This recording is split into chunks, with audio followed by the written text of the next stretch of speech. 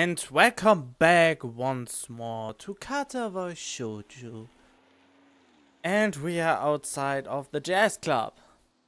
Okay. Hanako and I finish tidying up the table and cues and pick up Lily and Akira on our way out of the club. Maybe I should put this away a little bit. It feels like something changed between Hanako and me.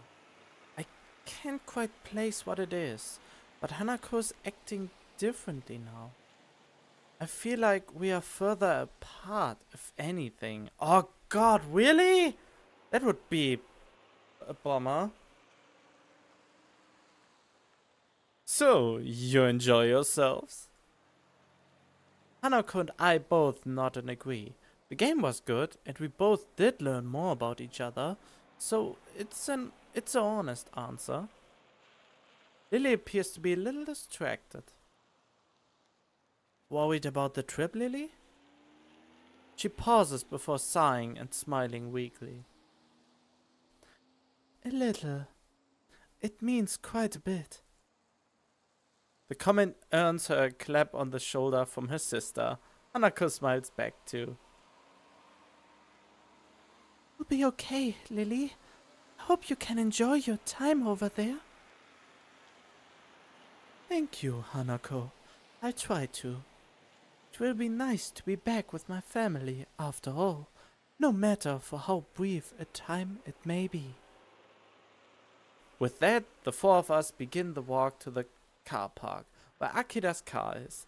We continue to talk between ourselves, but it's mostly just small talk. Well, I ended the last episode almost perfectly. Almost. But why do they feel further apart? I mean, she told you so much more, and you feel further apart?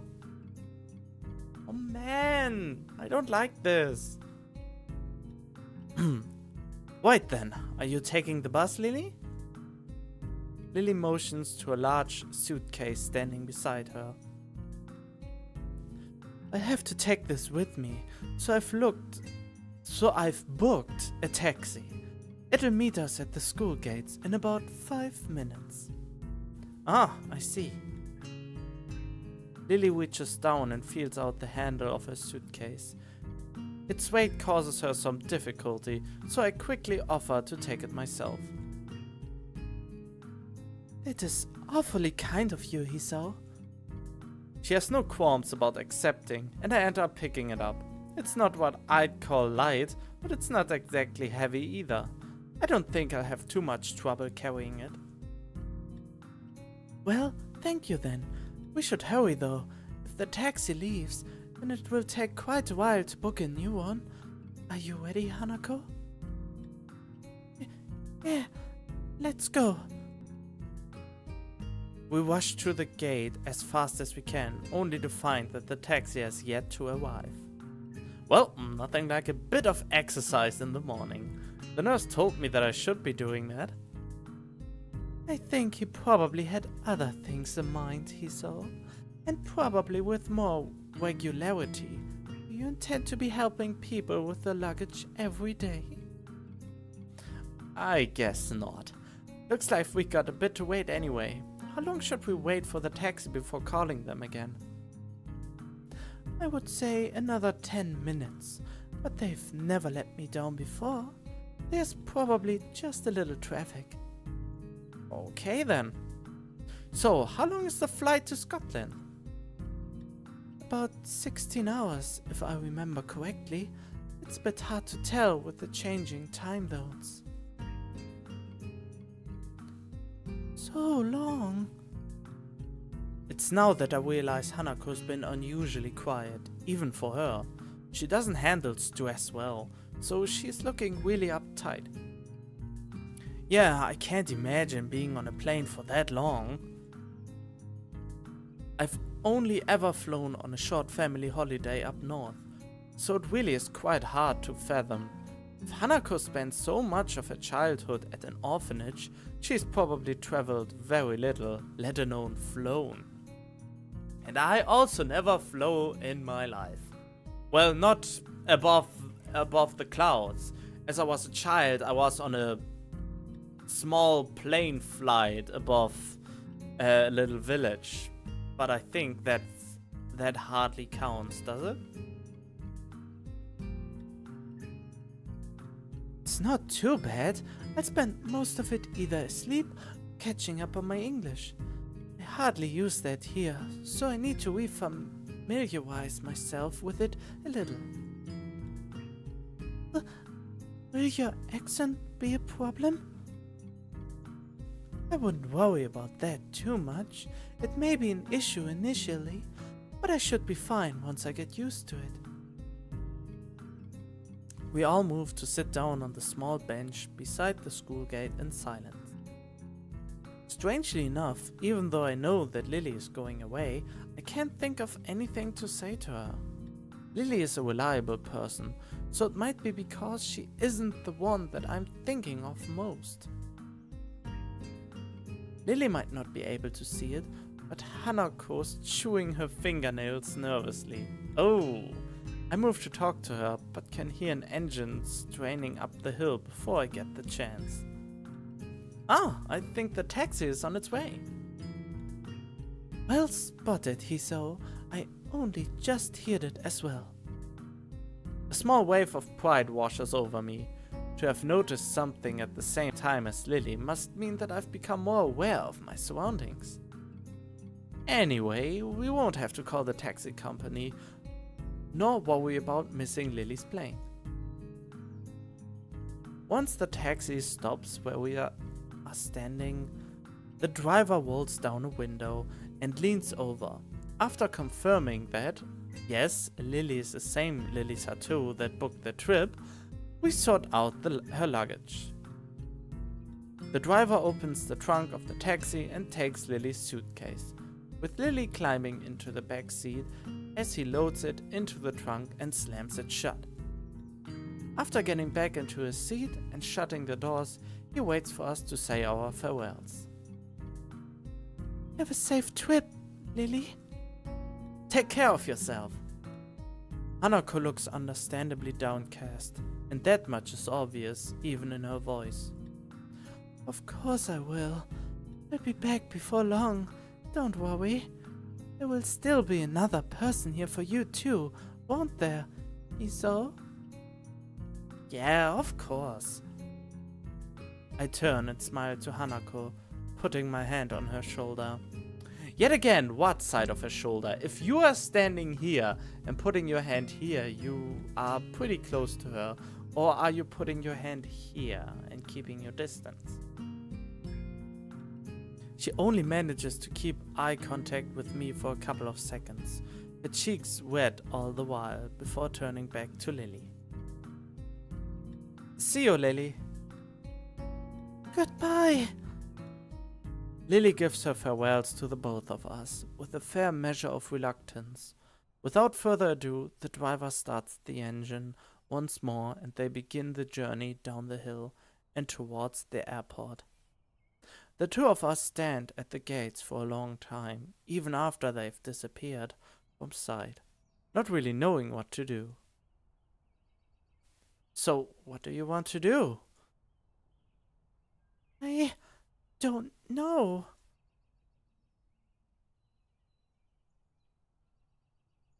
Oh my! This is actually a decision? Right now? Right here? Right this instance?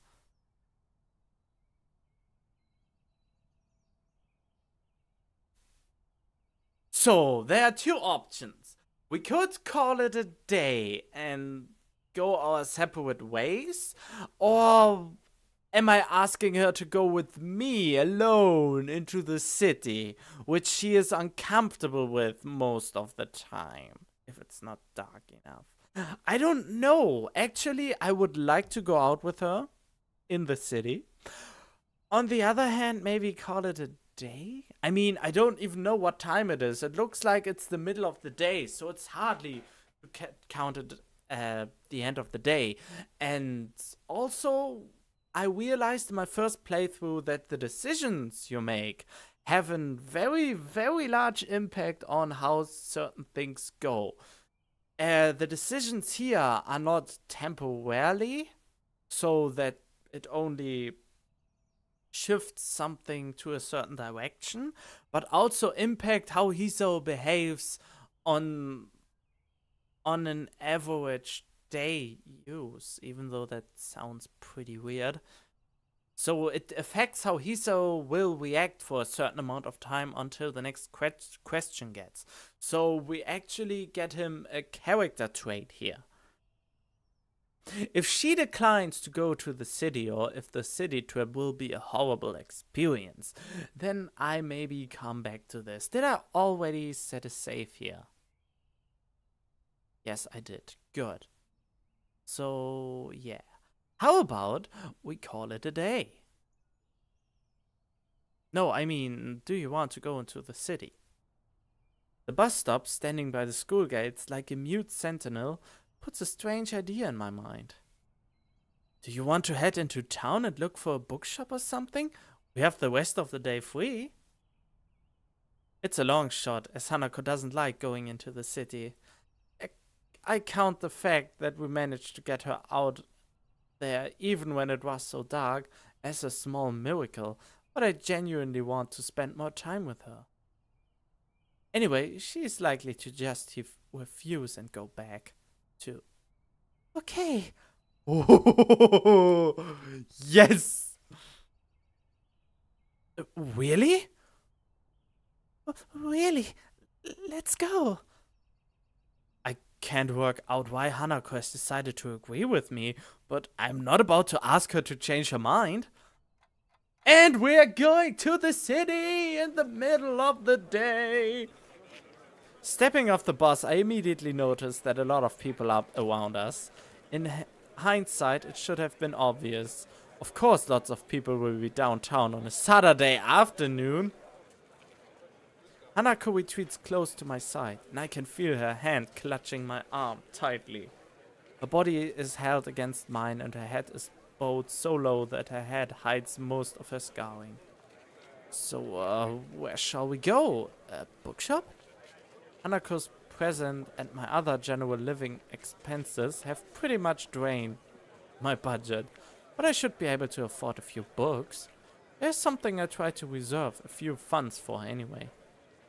For a second I think Hanako didn't hear me, but then I looked to my side and noticed her nodding almost imperceptibly. Okay, do you know of one? Actually, I do. We passed a few when Lily and I were looking for your presents. Aww, Hanako's expression clouds affection. I've got to remember to stop bringing up her birthday. You both spent a lot of time? Maybe I misjudged the situation. We wanted to make sure we got the right present after all. Hanako smiles and blushes a bit. It's a small treasure when she does. Anyway, there should be a bookshop just up ahead. Do you want to check it out? Sure. The crowd starts to build as we head towards the bookshop along the raised walkways. Hanako latches her other arm onto me as well, making our progress a little slower. As we walk, the sound of the traffic makes me think of a possible distraction for her. I was wondering, Hanako, have you thought yet about when you're going to learn to drive? Driving? Yeah, you're kind of lucky in a way. There aren't a whole lot of students in Yamaku that are allowed to drive. It's not the best topic of conversation, but I want to try and distract Hanako from the situation. She's really highly strung right now. Again, all I've really done is make her feel awkward, since she's probably never thought about it. I wish I hadn't said anything. Before long, we are before one of the bookshops Lily and I passed by doing our search. God damn it, it's so late. It's almost midnight again. And I was pretty much busy almost the whole day cleaning my room and yeah, my bathroom, my living room, and tomorrow I also have to do my kitchen and my bedroom. So yeah, I scrubbed everything very, very clean. Well, clean enough for my standards at least. What kind of self-respecting bookshop closes on Saturdays? Bookshops don't make much money anymore because of the internet. Maybe they just had to close over weekends? She seems pretty knowledgeable about technology. I guess it's a pursuit that would lend itself well to someone who enjoys solitude. Yeah, but she's actually right. What I'm doing here is basically reading a book with choices in it.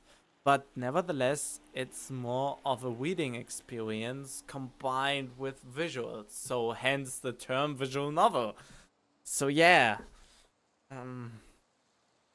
The interesting thing about visual novels is, though, it gets me more into the story.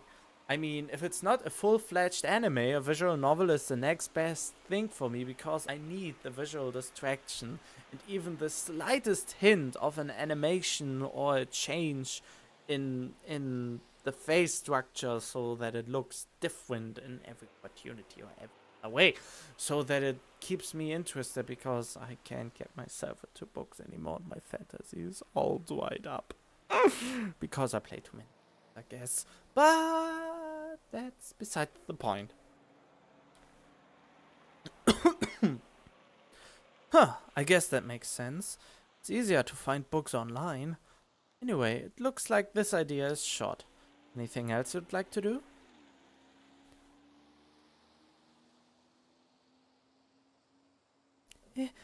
If it's not a bother, could you show me where you bought my present? Sure, not a problem. It's not far from here. I head off in the direction of the store, only half sure of its exact location. I don't want a repeat of the last time, spending half the day walking around aimlessly. Here we are, Otello's Antiques. It's small. Well, yes, it took Lily and me some time to find it. Can we go in? I don't see why not, it's open. Hanako pushes through the door and enters before me. Once again, the store is empty, save for the store owner. His face drops a little when he sees me. Oh, you're not here for a return, are you? Wait, that's not the girl you had with you last time. No, we are not here to return anything. We are just in town and wanted to have another look in here. The store owner considers this for quite a long time.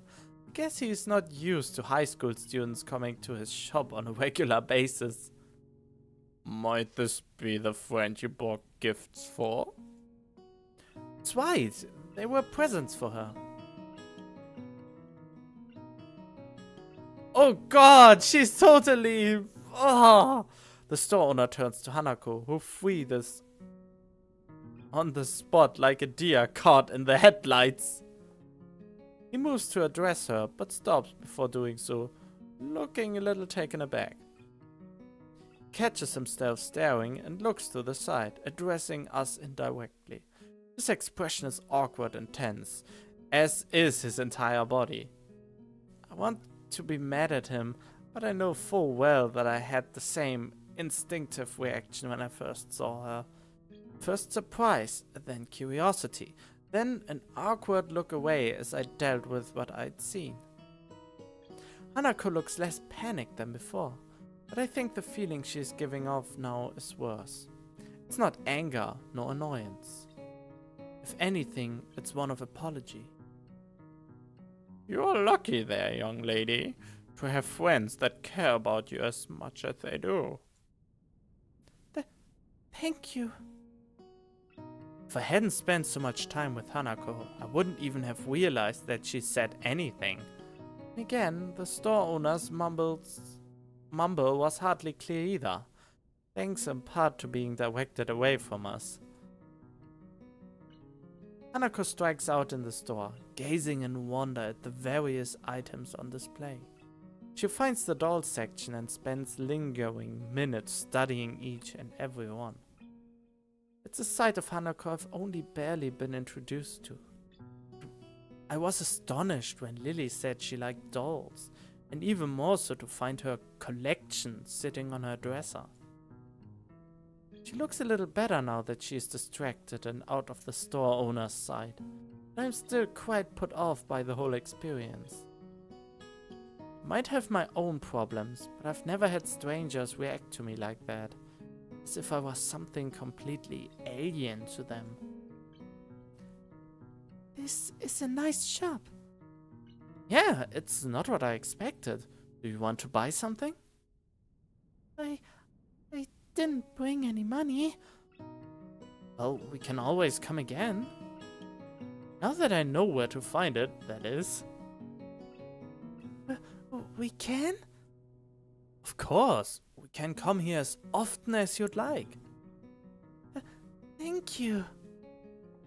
Don't need to thank me. I almost forgot where this place was. I don't really think either of us completely believes in what we are saying, but rather we are just repeating what we think we should say. Can we go back to the school now? Oh, that was a short trip. Sure thing. Let's go. As we leave for the bus stop, I see the store owner peek through the curtain at the back of the shop. I'm not really sure what the glance he gives to her says. It feels a bit weird, and the fact that Hanako didn't see it is both a relief and a bit frustrating. Hanako and I stop walking once we reach the concrete area between the dormitory buildings. There was barely a word said between us on the way back from the city. Well then, goodbye. Do you want to have some tea or something? How about a game? Hanako shakes her head embarrassedly. I'm tired. Maybe later? I've got homework. Oh God, what kind of sad excuse? I did a horrible decision. Oh God. Please don't tell me this was a really, really bad decision. She sounds a little depressed. Hanako obviously does want to do more. I suppose she would have a bit of schoolwork to catch up on. She missed a few days of lessons. Ah, homework. Thanks for reminding me. I've got a stack to do as well. I guess I see you tomorrow?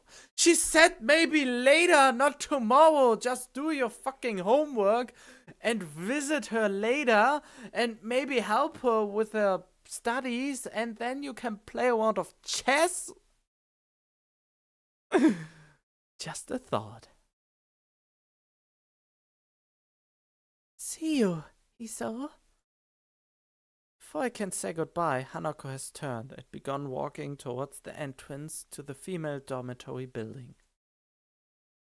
I think I'm a little bit yellow, could it be? I think I have to change the white balance. I look at the door. She disappears through for a bit before going off towards my own dorms. Today was a tiring day.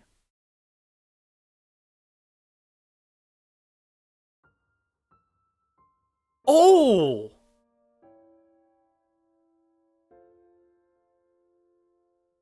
Oh!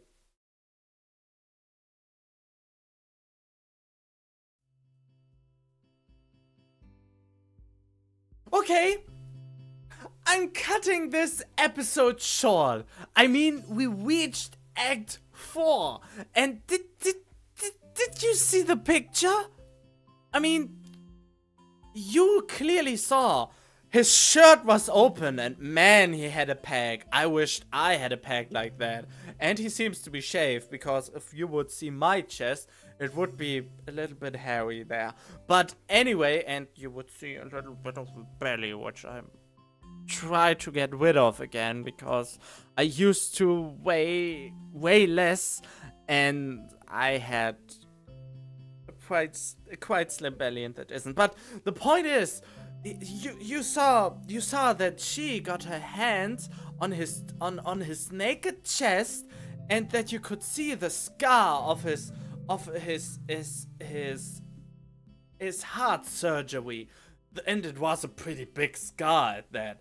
So yeah, that was great. We reached Act 3, so this is an accomplishment. So yeah, I'm ending this episode here, and I hope I will see you in the next one. So stay tuned for more.